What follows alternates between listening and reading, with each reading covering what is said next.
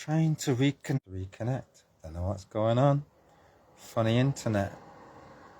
Anyway, assuming anybody's there or is ever there. Hello and welcome. Hope you're all doing well. So, we'll talk about what it says in the title. It's free. It costs nothing to be nice. Right? Costs nothing.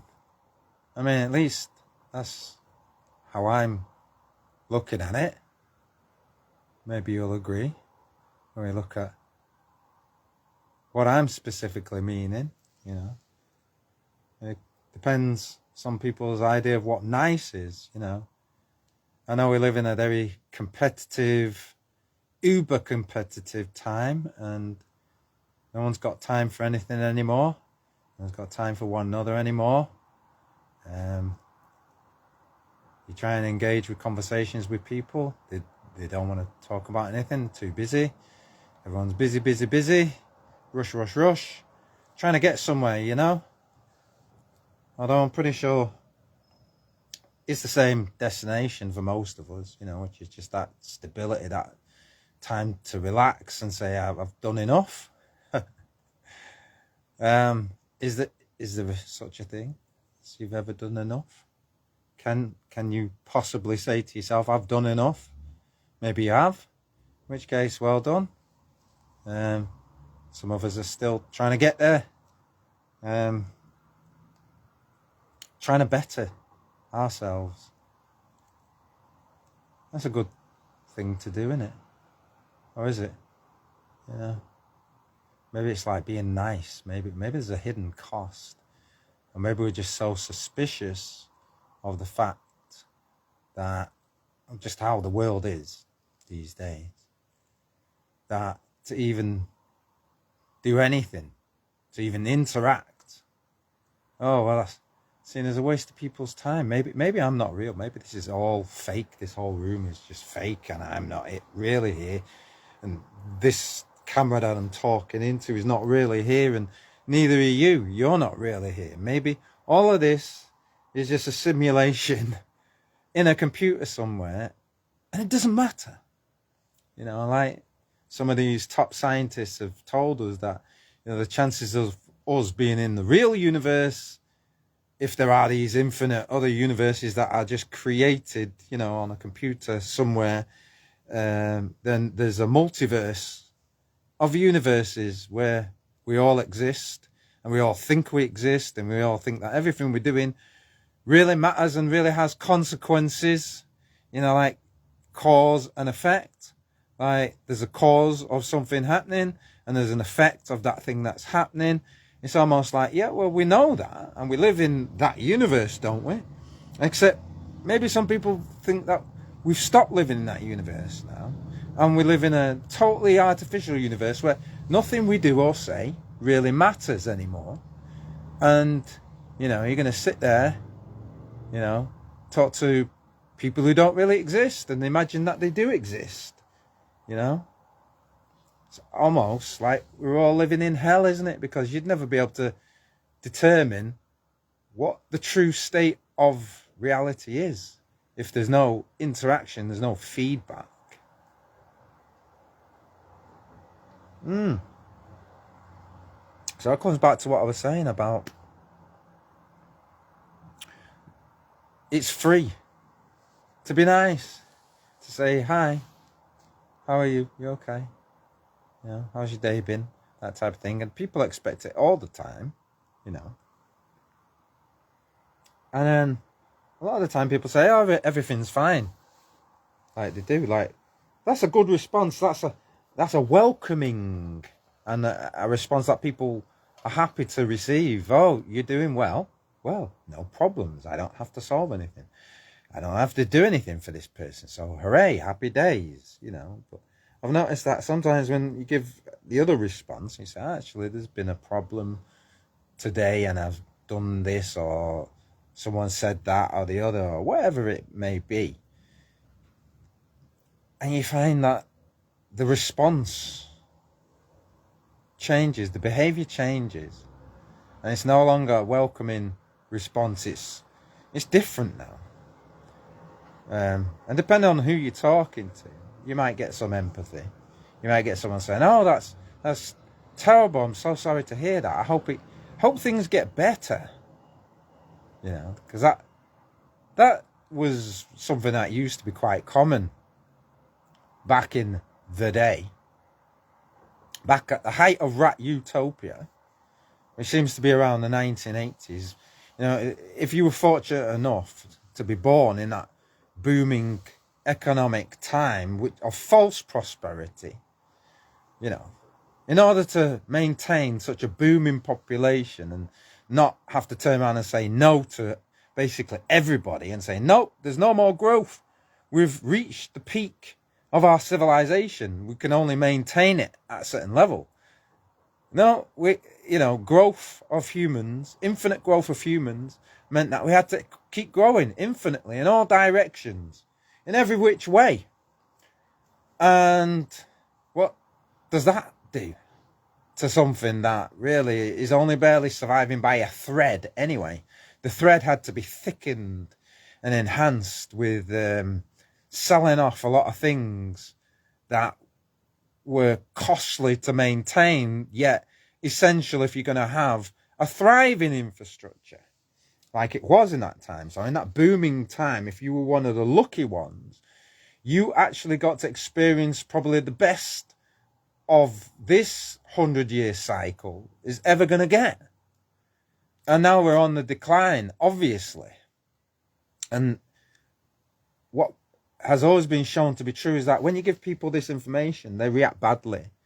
They suddenly start becoming very, very selfish, and hoarding behavior starts to occur. They think that by hoarding everything, that somehow keeps them safe from all the other rats, which are the human beings. You know, human beings in the rat utopia will behave like rats in the rat utopia. There's no difference. The only difference is that we think we're above all of that, which is completely false. You know, when you look at the aggregate behaviors, you look at the patterns that are formed. Obviously, it's not everybody, but when you start to see a majority behavior fall into these patterns, it becomes a bit worrying, because, you know, the sustainability for all these things we're doing starts to diminish. The minute we start to lose our humanity, that is a sign that the rat utopia is actually collapsing. You know, the rat utopia is our society. It's built to its maximum efficiency to get the maximum out of what we need for everybody to get something out of it so we can all live. And nobody really thinks about that. And it's great so long as it's just working. The problem is that when it stops working, and it doesn't stop working for everybody all at once, obviously, it starts working for a few. And it's like a crack in a dam. The water's only leaking very, very small at the beginning.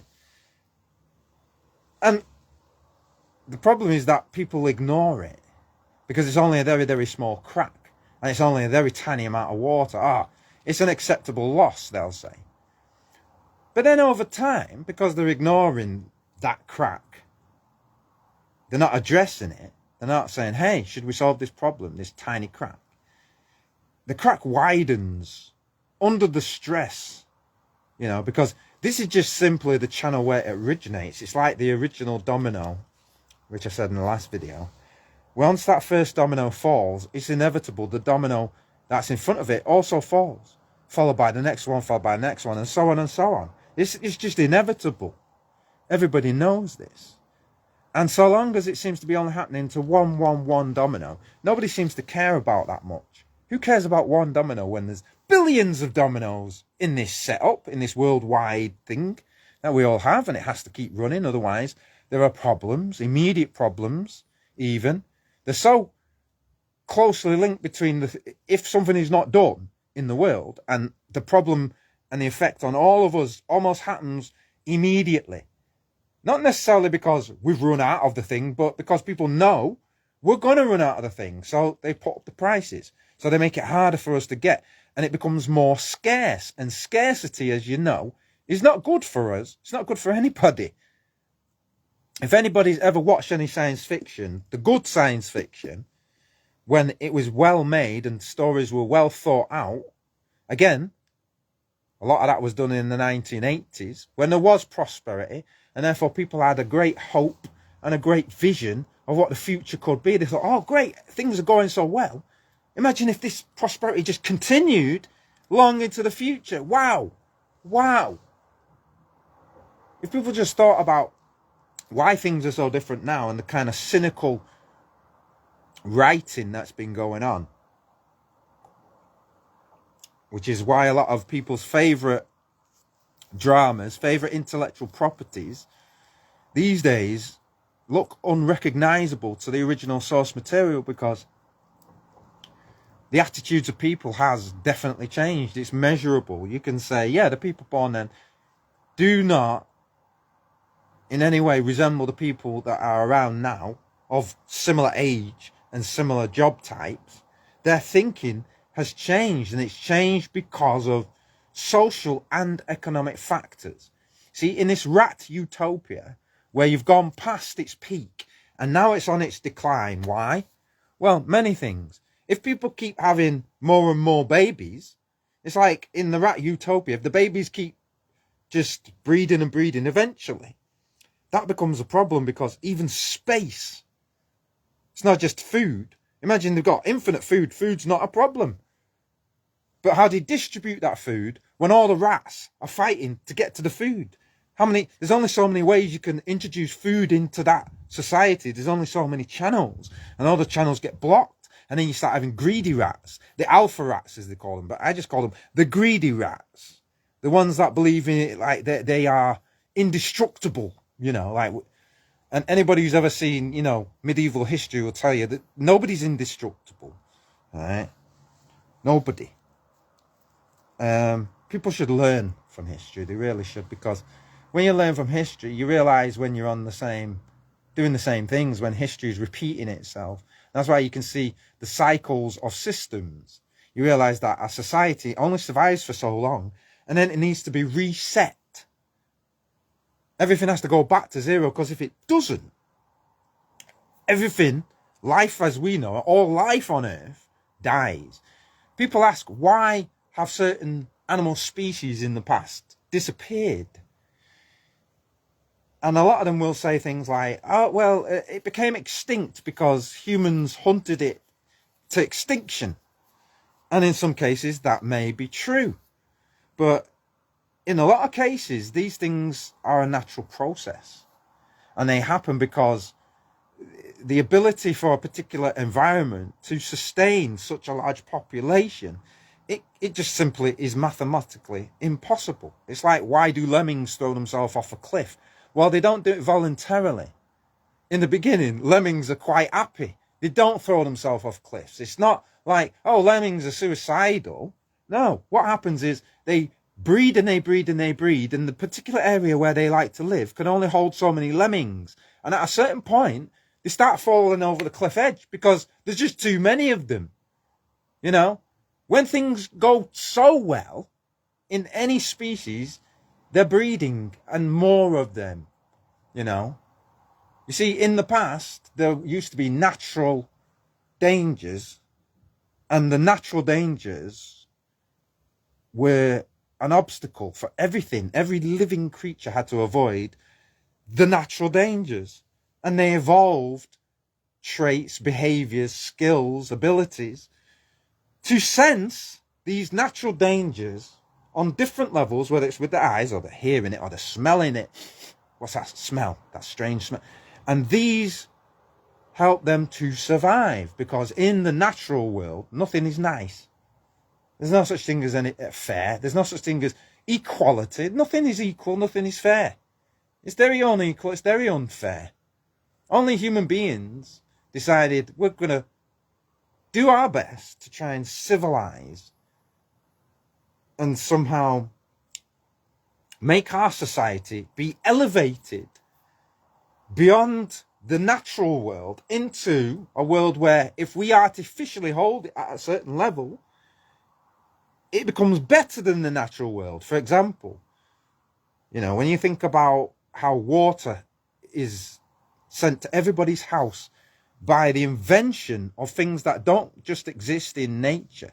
Yes, we have rivers, but in the past, what used to happen with those rivers, with those water sources, you end up with the alpha rats in charge of the rat utopia water source.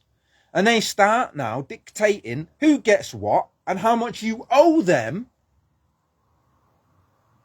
Like they're the only important thing in the world, because they happen to be standing there. Maybe they're supported by something that's organized. Maybe they got a very, very large group of rat army that supports them. So you as an individual rat, what can you do unless you come with a bigger army? And that's how the world has kind of always been, hasn't it?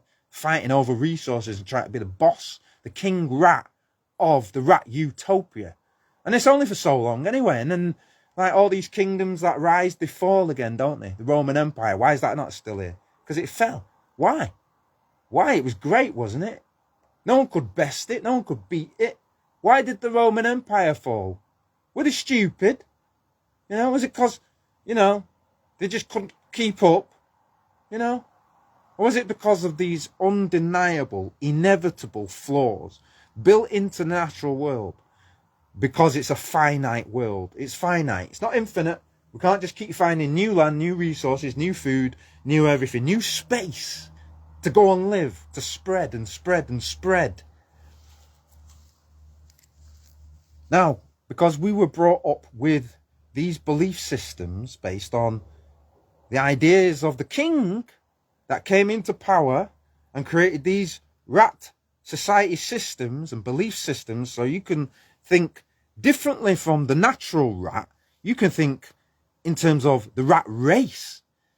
And it's really depending on how fast you run as a rat as to whether you win. And for a while that worked, you know, because everybody was kind of winning. You know, there's food in all sorts of places. Everyone could find it. And it was great. And that's what our parents went through. They could buy houses in the year we were born. You know, if you were kind of semi-conscious or fully conscious to know what the 80s experience was, then you must have been born in the 70s, maybe earlier, but you weren't really having that childlike experience, and therefore that was a totally different experience.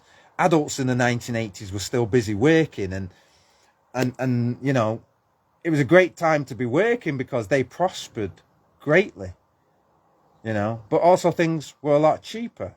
And we hadn't reached that point in the rat utopia where the overpopulation and the under-economics and underfunding, which is just a natural consequence of there not being resources to back it all up. You can't promise everyone a house if there's only one house. That's obvious. It's the same like the mathematics that started in the mid-2000s, but really it started in the 2000s and before that. After the boom of the 1980s, it could only go on a decline. And it was all held up artificially by the fact that there was only one source of information, you know. And that ministry of all information came at you through the media, just through different names. And you got to choose the name through which you get to choose your own particular bias that suits what you want to hear. This is your religion. These are your beliefs. You like this? Okay, we've got a version of that for you. But none of it was too out of the box. It was all controllable because all those things were still controlled by the same one entity, you see. And through that dissemination of the way we received information, everyone kind of was in agreement because there was no alternatives to that information. There was no criticism that was not already a controlled opposition. But these days, you see, a lot of that changed because us as individuals started expressing more and more what happened in ancient times, where you had philosophers who were questioning the system also, and questioning our way of life, and is this the right way to live? And is there a more egalitarian, a better way to live? You know, a more humanitarian way to live, you know, where I guess all of the people can feel valued and respected and feel like it doesn't matter what I've really achieved in life, we all love each other, you know. In the absence of our parents still being here, do we still all love each other? Do we fill the gap for one another and say, I'm here for you, brother, sister, the fatherless, the motherless, and all of that? Do we support each other? Or do we just say, they're big and they're grown, and they should just fend for themselves, like the lion out in the wilderness, hunting and surviving on the savannah. And then you have a drought season. It kills off all the lions, doesn't it? And the next generation comes through. And I don't suppose any of those next generation lions ever give a thought that their future will be the same as the lions that went into the wilderness and just died because they couldn't compete anymore. Yes, in life, there is the circle of life. And anyone who's seen The Lion King and enjoyed that movie, because it was a nice, childlike way of introducing us to the concepts of things like life and death. Human beings have come up with all sorts of ways of dealing with that, from having faith to having no faith, philosophizing to taking acts of remembrance and ceremony and creating a significance. And then you'll see some people in this world are treated as more significant, known by more people. Although how everybody knows them, again, if you look at the process, that's because that was controlled, that was given to you. That's what someone wants everybody to know. That's what you should look at, everybody. Look at this. This is the thing to know. This is the thing to care about. That helps keep rat utopia going for as long as it possibly can. Even though, mathematically, you can't have perfection for everyone. But it's a very good system. I have to admit that for so long, it's been really, really stable. At least for the ones that could see that stability, could respect it, could give thanks and be grateful for that. And I am grateful for a lot of things, but I think we're reaching the end of rat utopia. And part of that analysis comes from the fact that some people seem to think that it costs them something just to be nice. Whether that's just being there, listening to someone say, I've got a problem. Maybe they talk for about 5 minutes and it wasn't a big problem. Maybe it's a big problem. Maybe it took them 10 hours. I know people like that. I myself can be one of those people. But at the same time, I can also be one of the people that just has a very small problem, says very little. It just depends on the mood I'm in. And I think the same is true for everybody.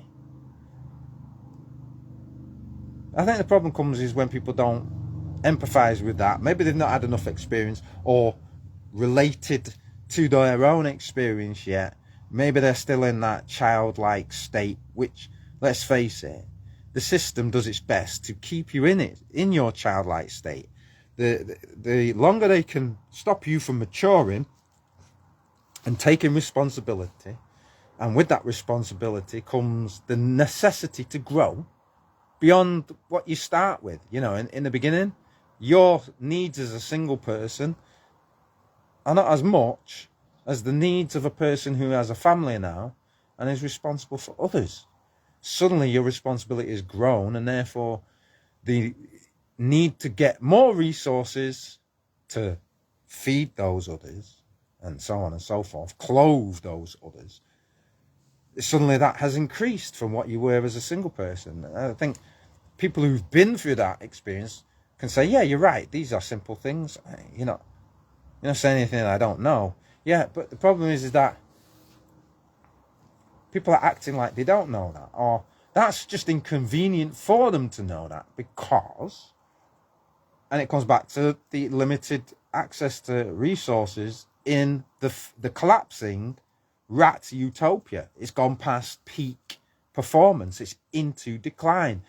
And there's no getting out of decline and saying, it'll drop to a certain level and then hopefully that population will restore itself. No, at no time in history has any civilization survived. It's like they get replaced. I mean, take Rome as the example. Yes, there are people still living in Rome, but are they the Romans like from that time? Are they just the descendants of Romans? Or are they, in fact, a brand new people that came there after all the Romans that tried to continue to live in a failing society perished? Some would say, oh, the Italians, they're the modern day Romans. Are they? Do we know this as a fact, or are we just assuming that because that makes us feel comfortable about what happens when a society collapses, as if it's just a structure and we're not inside it, and it collapses and there's no damage done to the human beings who live in that structure, which is necessary to their survival and their way of life for so many. Let's say a society has got millions of people. Now, if it's just the natural river, everyone has to go to that river, and there's only one river, let's say. So you've got 1 million people traveling from all over just to get water every day. And how did they solve that? They solved it by modern irrigation, sewage, water transportation systems. The technology saved us, or should I say enabled us, to thrive just like the rats in Rat Utopia or the lemmings in their utopia. And everything's great. So we settle and we have children. And not that everybody has loads of children. We don't. The amount of children we need to have compared to the past has been reduced because, you know, survival rates of children has dramatically improved, mainly because of hygiene standards improving, mainly because of knowledge, mainly because everybody can get water and wash their hands and clean themselves and bathe. Cleanliness is next to godliness. It's not just a saying, it's a scientific fact. People who don't bathe themselves, go study those people if you don't believe me. Their skin is falling off. They have horrible, like, leprosies and skin diseases that might be treatable with good hygiene. It's just like brushing your teeth. Why are your teeth bad? Oh, you don't brush them. Right. You know, it's that simple, isn't it? You'd think everybody knows this, but still you have people who don't brush their teeth and have got teeth falling out of their head. And they might be angry at the people who've got nice teeth, who looked after their teeth, who did what was necessary. It's a responsibility, even to yourself. You know, and when you're responsible, you try and do the best thing you can to not be a burden to others. That would be the first thing, you know. Nobody wants to be a burden. All right, now we live in a society where, again, how far away are you from getting the food? Does the food grow in your house? No, seriously, because you're in Rat Utopia. How does food get to you? How do you get all these things that you need in Rat Utopia? It's by a system, right? Now, we know about the food supply chain. And if you don't, you know, where have you been this last decade? You know, right? Anyway, there's a food supply chain. And so, how the rats, or the people, you know, because we're not all rats, but you have to, I think it helps sometimes when you think about it like rats, because, you know, when you talk about something that's difficult to understand, you got to strip away some of the human behaviors that make it difficult for people to see what you're really talking about and why it's important for them as a living, I hesitate to use the word animal, but, you know, the things that affect the animals also affect us. And I think, you know, when we say, we're human and we're so clever that we can't see ourselves as animals anymore because we're beyond all of that. And yet people who are animal lovers will say, actually, I love animals more than people because they are faithful. You can understand why they behave a certain way. They don't maybe have these same attitudes. But again, I think any population of any animal in its wild environment, where it's just cats, where it's just dogs, where it's just rats or lemmings, if they just keep breeding, and it's only the same amount of land, it's only the same amount of resources, and you know, eventually there's not going to be enough food to feed all of them, so loads of them die. If they continue to still keep breeding though, somehow they're getting enough food, then the land runs out and they start to die.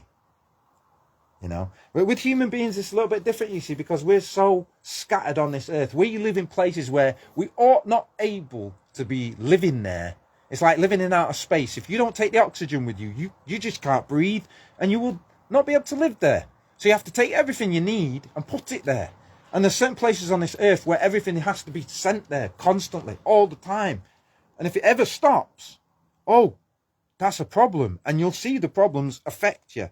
And because people are thinking ahead, oh, you see the problem immediately. You didn't have to wait 6 months before the petrol went up. It went up straight away. Oh, Trump said a word. He's closed where the petrol's coming from. Obviously, people with a brain are going to say, hey, that means we're going to not have that now. So we better limit how much of that people are using until we get things back to a state where we know we can deal with that. And also, are we getting the full truth about that anyway? I think we've been told so many stories about energy over the years. It's hard to know what's true and what's real, you know, from the fact that, oh, these are non-renewable energy resources, coal, oil and gas. They will run out. I remember it was even so important they put it in a geography book. They didn't have an energy book for us to study from. They didn't want us to know about why energy is important, how it's used, you know, why it's important for systems and why you were so reliant on it and why things are being geared a certain way. So you become utterly reliant on it as if you can't just generate your own.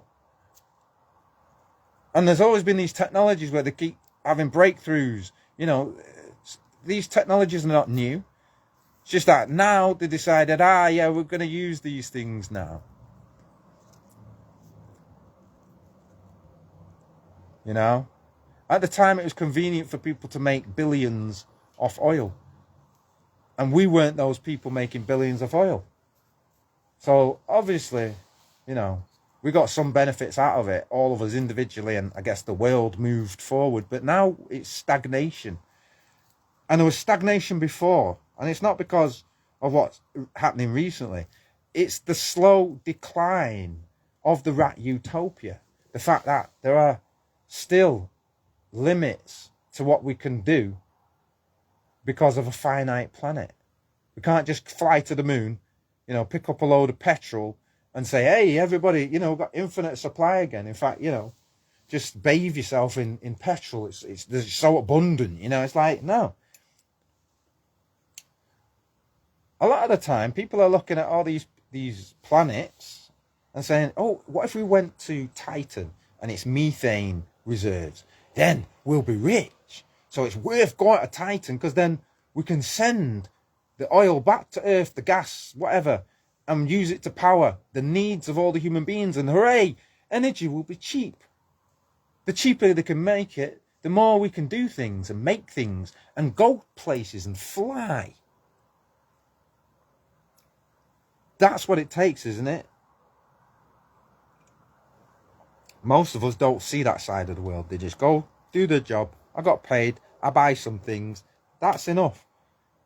When you know it's now no longer enough just to go do the job you was doing, buy these same things. It's not like you've suddenly increased and been, you know what, I'm being greedier than ever before. Or you've been living this lavish lifestyle all of your life. No, because for a lot of people, the ones who are builders had to do it through sacrificing their own wants and needs in order to get these things, in order to build something, to have the tools that they needed. It didn't just come to them, you know. Maybe you're one of the lucky ones and everything just come to you, you know. Blessed are you. But there's something about the journey that teaches you to value your own time, your own work, and things like that. And also the work of others, you know, by reciprocation. And it should be the default condition, you know, that everyone respects each other's work, each other's time, each other's energy, you know. And I know it's hard. Yeah, it is. It is to kind of allow for the back and forth. But why is it hard? Well, it comes back to rat utopia and the fact that as one rat talking, communicating with another rat in the same system, it's the system that's oppressing both of those rats. So both rats are trying to convey basically the same information, which is a thing is happening I don't like it. Or maybe a good thing is happening. But either way, because I guess people feel like the hopelessness kind of sets in sometimes. And this is where as human beings we've got to kind of rally back, rebound back from the current feeling of helplessness or whatever it is, and try again. You know, if you fall down, you get up. You don't just stay on the ground. But sometimes how we treat each other, it's like, oh no, the cost of me helping you up from the ground, it's too much, man. It's too much. How can I be expected to help you up off the ground? And yet I feel I'm also on the ground. Okay, so we're both on the ground. Well, maybe we either both stand up, or maybe the one who gets up first can help the other one get up. Or, you know, it's not the end of the world, surely. Are we stuck in rat thinking that because we're both on the ground now, we can't use our enormous human brains to figure a way where we can both get up and be okay again? Is that what it is? And does the limits to the environment of our rat utopia prevent us from seeing the opportunities still to be found? In fact, is it a real limit? Or is there infinite places we can go with this? And how do we go there? Is it just me alone? Is it just you alone? We all get in our spaceship, fly out into outer space. I've got enough basic resources and rations to just keep me alive. And that's it, is it? This is our life. Everybody is just in a pod, isolated, you know, by the technology. So that when it comes to trying to build and grow, no, you're not part of the agenda. What makes you think anything you're saying is important? You know, you're just in this bubble, you know, and kept in that bubble by people who don't want you to expand your universe so big as it might encompass others, to join in your universe and make the universe more fun, rather than you're the only being alive, like you're God of your own universe and other gods can't be there with you, you know, people on your level. Why are we aiming for low? We should be aiming for high, shouldn't we?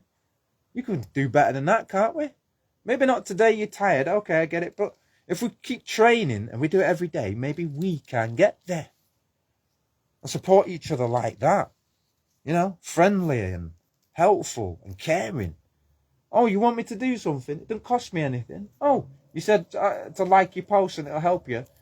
Okay, I'll do that, no problem.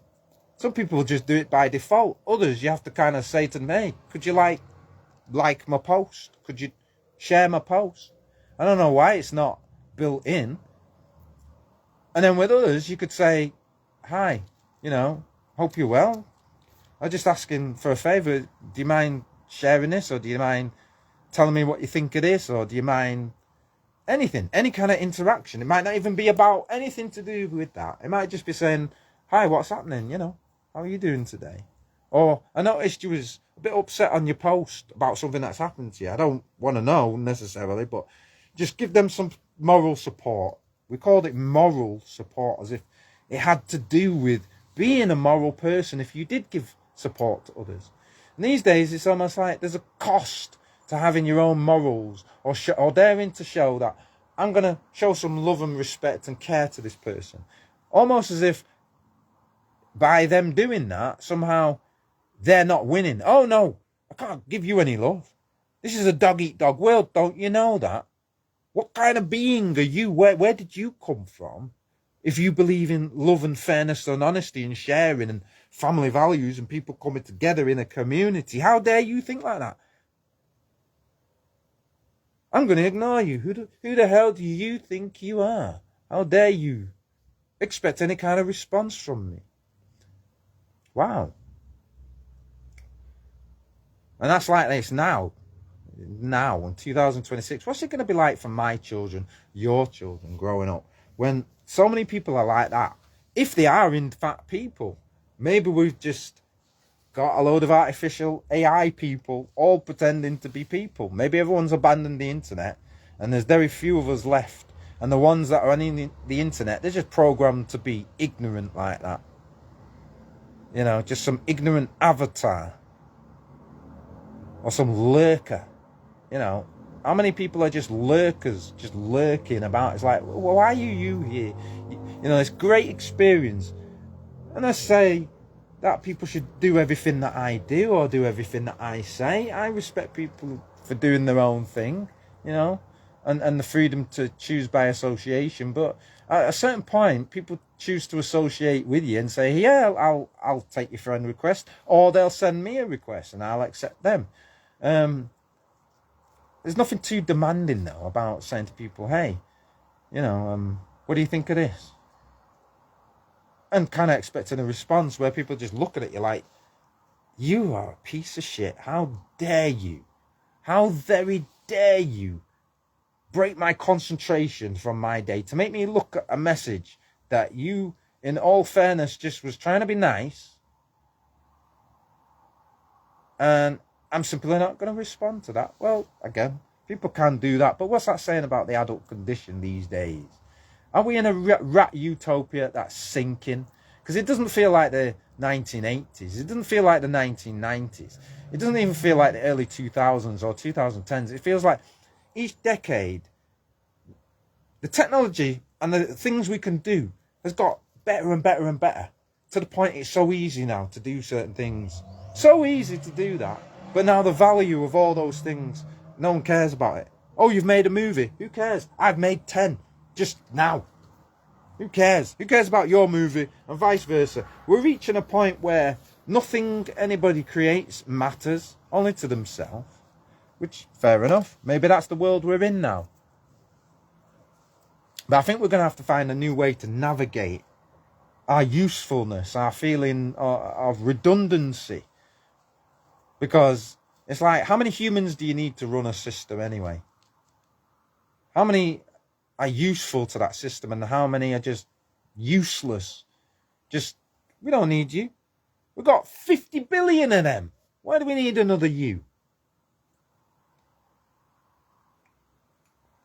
Individually, I think if we was being honest with ourselves, if you was to compare yourself with the vastness of the world and say, why does the world need a you in it?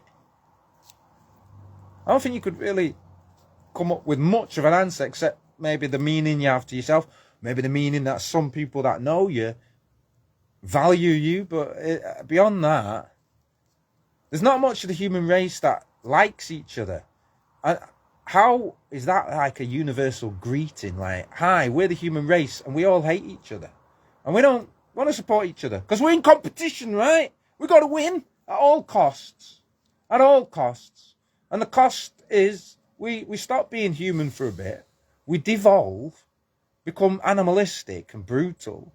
And that goes on until, I guess, we've reduced our numbers to the point where, it's safe to come out again now. And whoever survives that, like, I guess they think that's winning. Maybe that's what happens.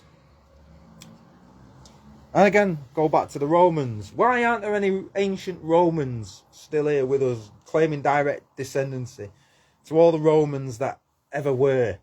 You know, maybe they just totally got replaced. Maybe there was no way for them to survive once the infrastructure collapsed and people scattered. Those who scattered survived. The rest, you know, it's like rats leaving a sinking ship. It's like, the ship is sinking. We've got to leave Rome. Rome is burning. Apparently Nero burnt Rome to the ground, apparently. You know, maybe he did. Maybe he did. Or maybe it was just so he could cover his escape, like any villain. You know, they always do this in the movies, don't they? This is why we have these archetypes in movies. They work so well, don't they? Where the villain knows that he's plundered all the gold, and now to cover his tracks, to cover his crime, he decides to burn the scene of the crime, you know, like criminals do, don't they?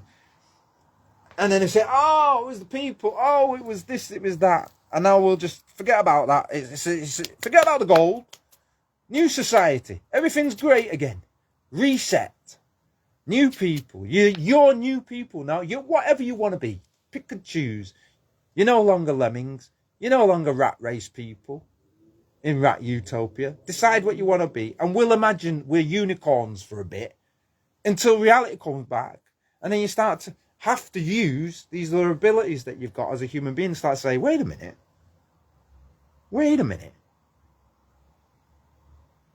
I was taught the social contract. Everyone should know what the social contract is by now. If you've got this moral compass. Yeah, I should add that, because everyone doesn't have the moral compass. Some people just believe they have, but some moral compasses get pointed in the wrong direction because of the attraction to evil forces, and they're not focused always on trying their best to do the good. Yeah. So again, be careful who you follow these days. And so we get that that's going on. And we get that people have had a lot of their heroes become villains right in front of their eyes. You know, it's like they're saying if they live long enough, you'll see them become the villain, no matter how noble their aspirations were. Because again, in the rat utopia, as things start to collapse, the villains are trying to get it all. Oh, I need to survive for the next reincarnation of the Matrix. Matrix reboots coming, and the resets coming. So I'm going to make sure through nepotism that only me and mine survive.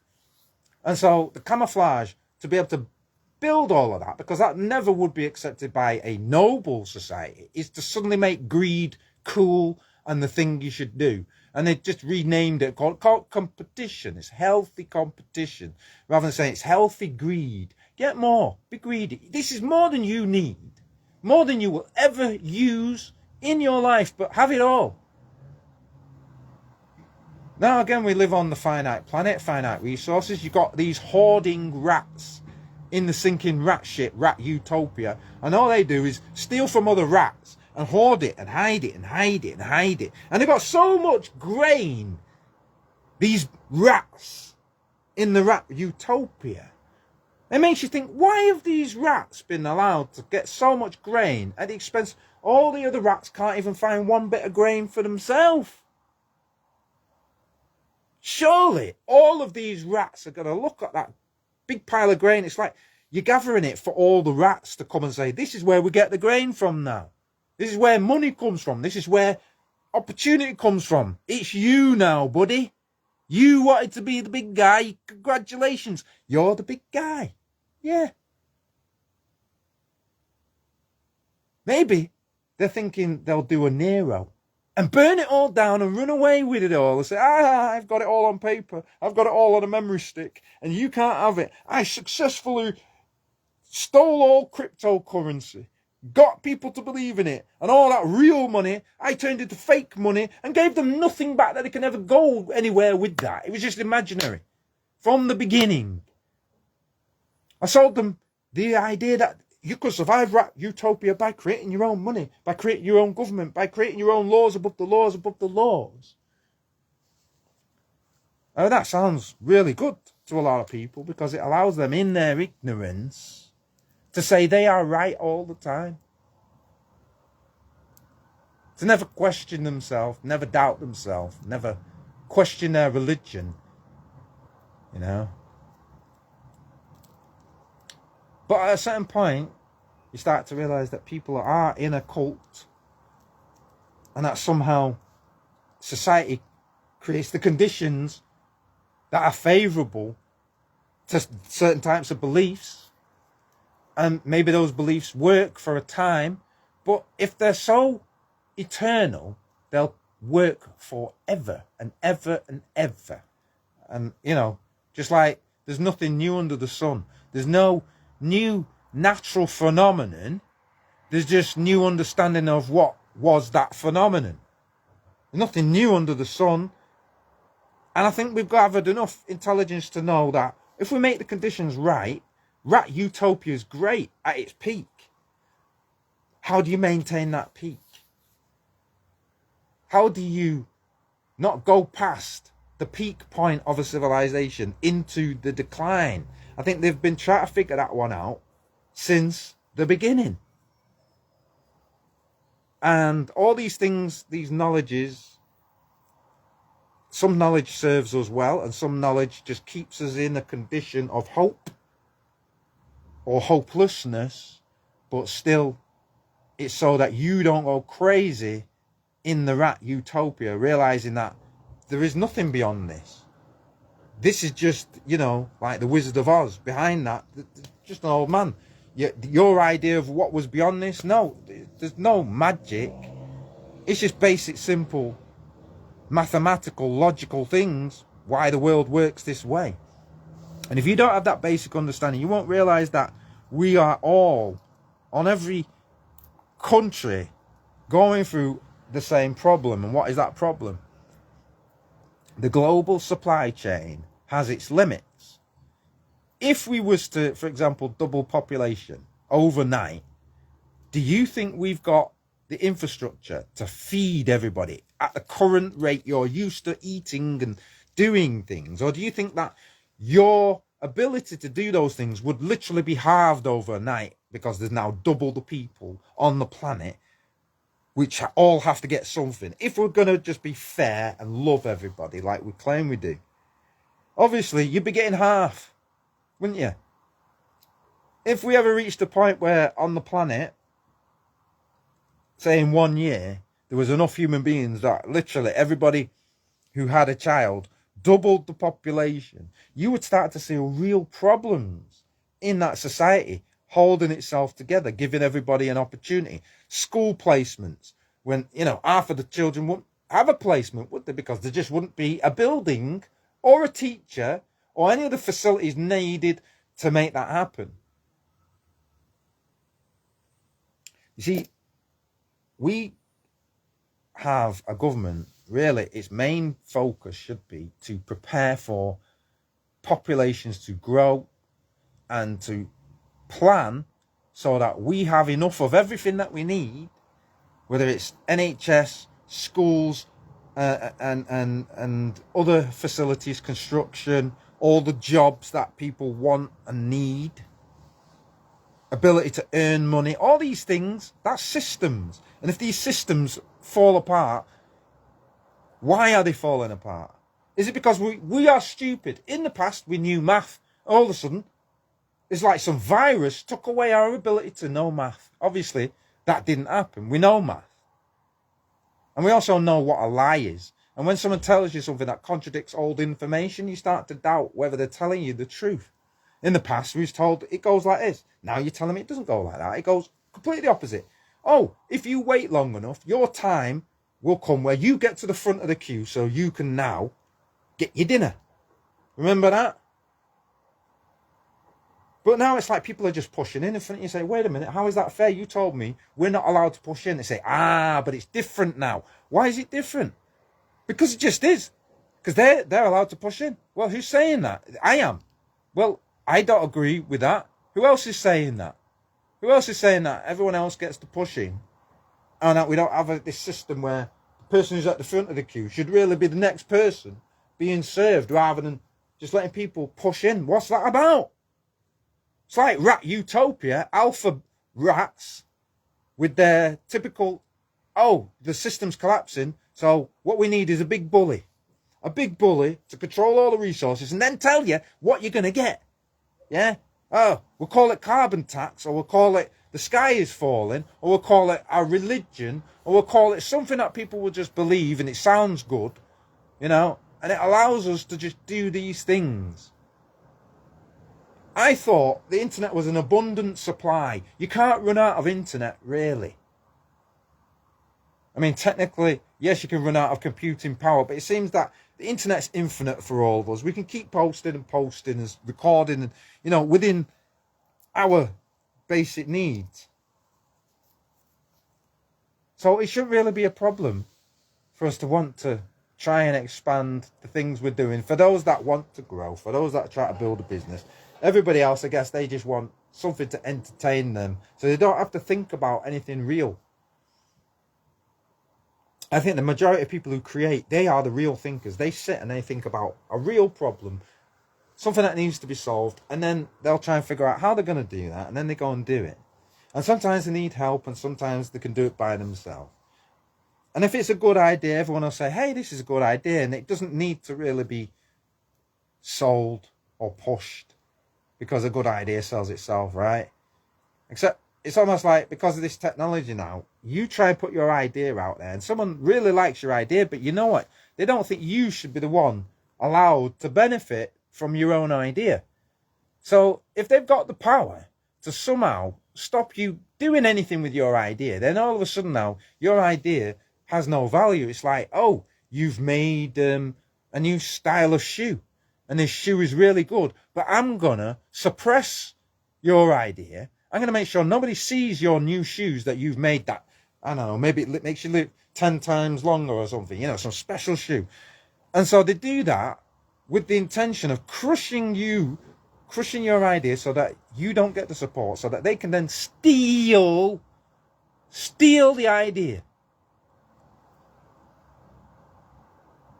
And that's why you'll see quite often people not supporting things. It's like, well, how dare you try and do something? How dare you not do what everybody else does? How dare you not be a gambler who's in the bookies or got all these addictions? How dare you not be a useless alcoholic? How dare you be articulate in any way and actually tell us what the problems are, but not just the problems. Look at it from a point of view, we're actually trying to solve these problems. There's certain problems I can solve for myself, but it results back in going back to, you're part of the matrix. You're plugged in again. You're a slave. You're Neo. Now you're back in a job, doing the same rubbish you were before. Like you've not advanced one bit.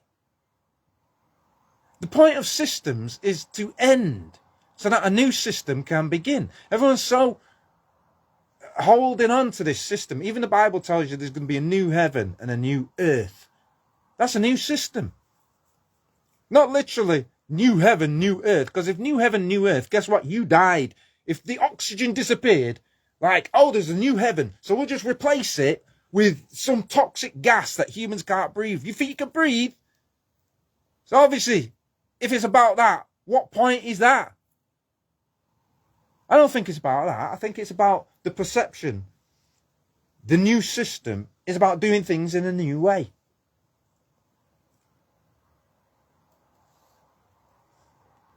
In a paradisial, utopian way. I mean, how many films have you seen about the utopia? Can people imagine a real utopia? Because I've just been talking about what rat utopia is imagined to be. But what is real utopia all about? Has anyone ever seen what a real utopia is? I mean, it's a place where people don't die, I guess. But if we don't die, we're going to need infinite space to live in, aren't we? Because this is not an infinite planet, and I don't want everyone right around me crowded. Yeah, nobody wants that. Or if it's not that, if it's not eternity, it's living in so much prosperity that you just have the best life. Whether it's long or short, and everyone gets, something great. And it's great for everyone. And the only way it can be great for everyone is if we put aside some of our biases that people hold on to, this enmity where people are like, I don't like that one. I don't even know if people actually took the time to get to know people well enough to even really say that. Especially if they're not even trying to get to know people well enough to say, hey, don't we realize that our ability to communicate is a blessed thing? And we're not just like the animals. Animals can squeak and squawk. I don't know how much is it really conveyed in the squeaking and the squawking. It's like danger. And then use your eyes. Whereas we can talk about hypothetical things, imaginary things, things that I can't see right now, but we're able to prepare for because of our ability to talk about these things. Our memory, which, works well for us so that we can remember what are the good things, what are the bad things, put together a plan. Because those who fail to plan to fail. Right now I'm seeing a human race that's just failing because there's no real plan. It's just like everybody's got the miracle snake oil. Trust me, I'll cure your country. Just let me sell everybody my snake oil. And they seem to get all the support. I wonder if the reason they get the support is because the people who own all these things right, are also selling you the snake oil. And this is just one of their employees, you know. And the way it's so slick and polished, everything just fits together. It's like people love that more than they love the natural. And they also love the control and the on-off ability about what they like to hear, what they like to believe in. And if you don't say everything they like to hear, well, now you're a horrible, terrible person. I can't know you anymore. I can't bridge the gap. I can't realize that actually human beings are imperfect. Maybe we're all perfect, but towards one another, because of our differences, we appear imperfect. We appear different. And difference can be perceived as a good thing or a bad thing. And for who? Who is it good for, this difference? We certainly all don't think the same. There's no uniform fit that if you just think this way, it'll be all right. And I think the only closest thing we've got to that is how we believe Jesus to have been. We believe that he was just, I guess, contrary to all things. He might have a path, but he forgives everything. When in reality, when you read the Bible, he's actually very strict and firm. He's for this, he's not for that. It's quite clear he's not for some things. And because he's not for some things, people don't like that because they're maybe the things that they want to be for. So how can, you know, the Lord God himself, the Son of God, not like the things I like to do? So people, for that reason, I guess, don't like Jesus because he condemns those ideas and says those ideas lead to self-destruction and maybe the destruction of others. You know, maybe it's all just a parable to get us all to fall into line. But whatever it is in this rat utopia, we've got to figure out a way for us all to survive, you know, and change this condition, this belief system. Because I see it's a belief system. It's not a reality or a fact. Because if I go right out that door and talk to someone, no one's got a problem. People just respond in a normal way. But you see, on the internet, I know who people are trying to become. You know, like, oh, you can't talk to me. You're beneath me. In what way? Are these lessons being taught that it's okay to just be ignorant? It's okay to be unhelpful. I'd like to say the majority of people, and it's just a few people who have this negative, unhelpful, unsupportive attitude, but it's actually becoming like the majority. And it's sad. I'm very disappointed in what the teachings should have been and what they actually are. You know, my expectation of what good people is not being matched. Should be seeing an abundance of good people. This technology is great. You've never had it so good in some ways. In other ways, yes, it's a struggle. But like all struggles, humans find a way, don't we?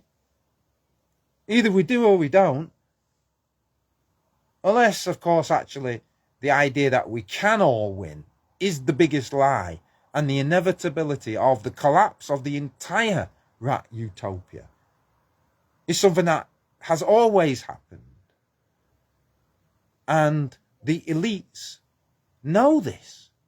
And that's why they have families that survive all these things, because of the nepotism, them wanting to put their children in charge, in a position where they can survive everything, be rich, have resources, create a system based on wealth and only on wealth, which you can accumulate and withhold and make yourself a shield from the rest of the world and all their problems. F the world, F the people who are struggling because of the things we've created as the rich people who put ourselves in charge and then paid for everyone to agree. And then we wonder why nothing changes when it's rat kings. Rat kings in charge, hoarding all the food, big pile of food, got all the crazy rats, trying to scare all the good rats away. Is there such thing as a good rat if we're all rats? We'll never be anything else then. I thought we were better than that. And I still believe that. I still believe that many of us want to do better, want to get to better. And I think, again and again, we can only really do that together. Even if we're not financially actually doing better, what happens is that when you've got a team supporting you, you just feel better anyway, don't you? And this atomization of relationships, which seems to be driven purposefully by the people who are running social media, because when they atomize you, when they make you just you by yourself, oh look, they're lonely, like they can sell you things. Oh, this will cheer you up, buy ice cream, get fat. Oh, you're fat, go to the gym and pay money to run when you can run for free, and that'll make you happy. All these things that they do. But in reality, what we're looking for is the socializing, the reconnecting with the rest of the colony, the rest of the community, the rest of the group. I am not just me on planet Earth. I know you exist and you know I exist. Oh, it matters enough that even if all of this is a simulation, who cares whether it's a simulated reality or not? The rules of the game seem to go that we all feel better when we're just in unified support and celebration of one another. It's not just celebrate Jules because he's done something. I don't really care about that too much. It's nice to get some feedback. Yeah, but I don't really care about it to the point where, oh, it's only me and it's only what I'm doing. No, it's great to hear good things happening for other people. But reciprocated throughout society, we're all got something that's doing great, and maybe we've all got problems, and that way we're kind of balanced.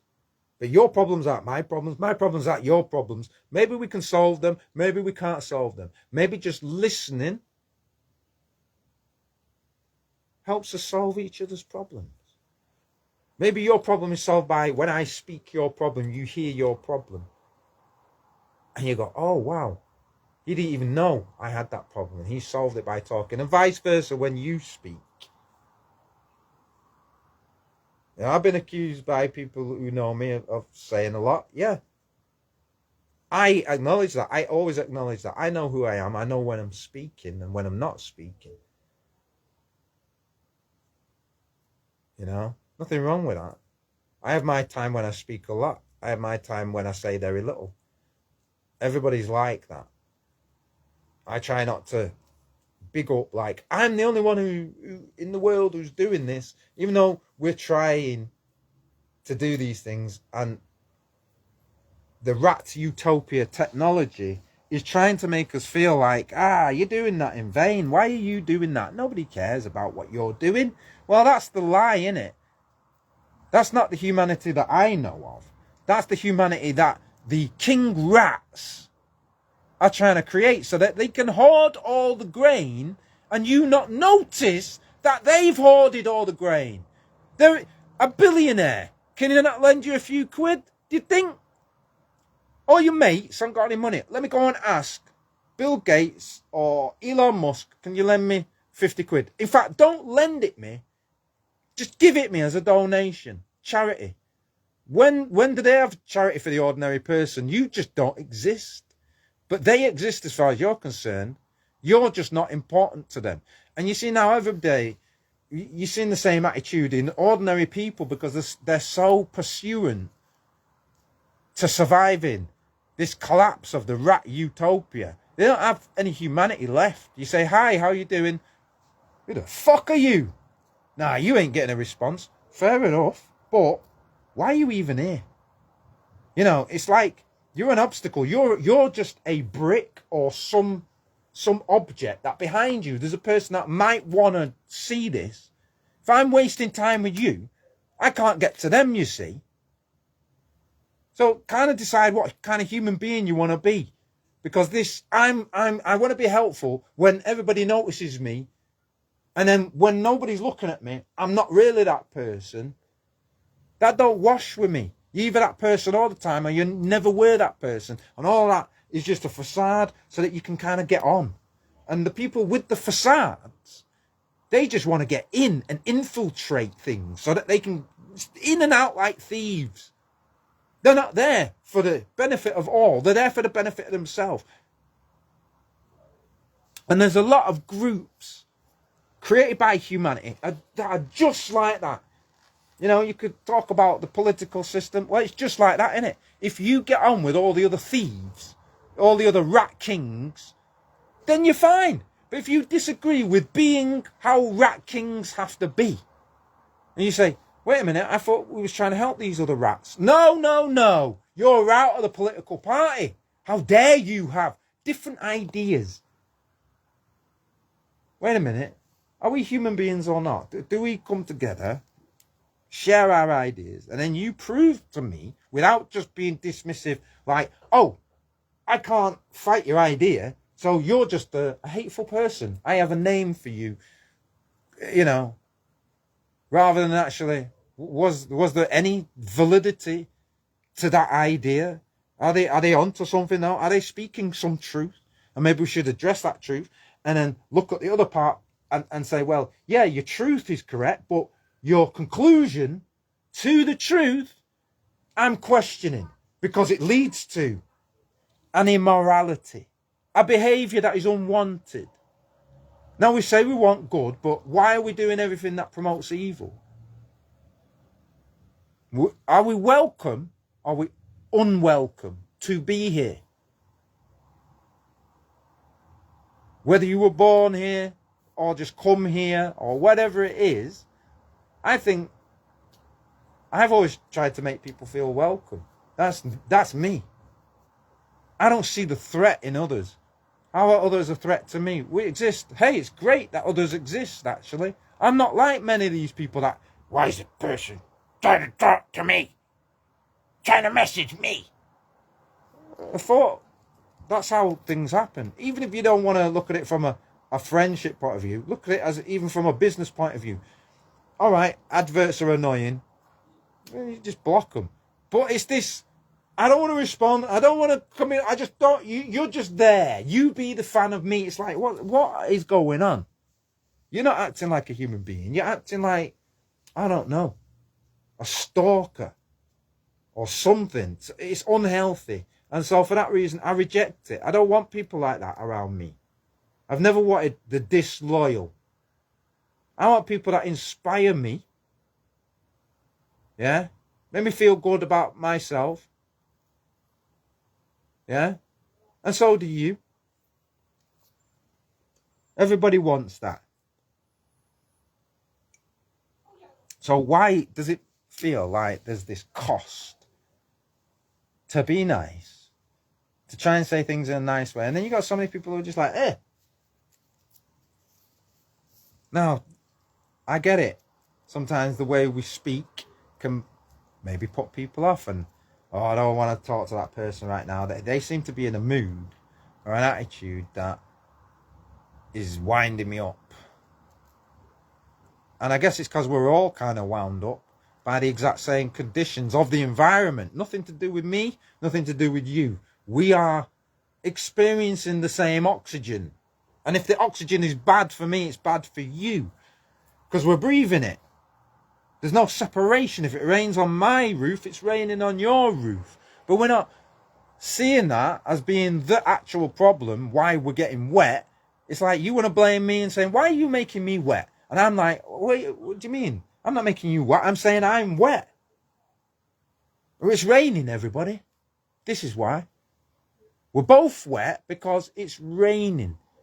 And in this kind of system, which is artificial rain, someone's basically spraying you with that rain.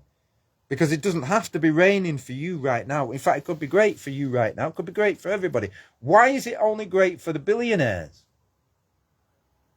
Well, because they have access to any resource that they want. But they are not just happy with like ordinary resources. They've got a house like everybody else and a car. No, they've got to have the super advanced to tell all of us, not only are they king rat, hoarding all of the resources unjustifiably and claiming themselves to be geniuses.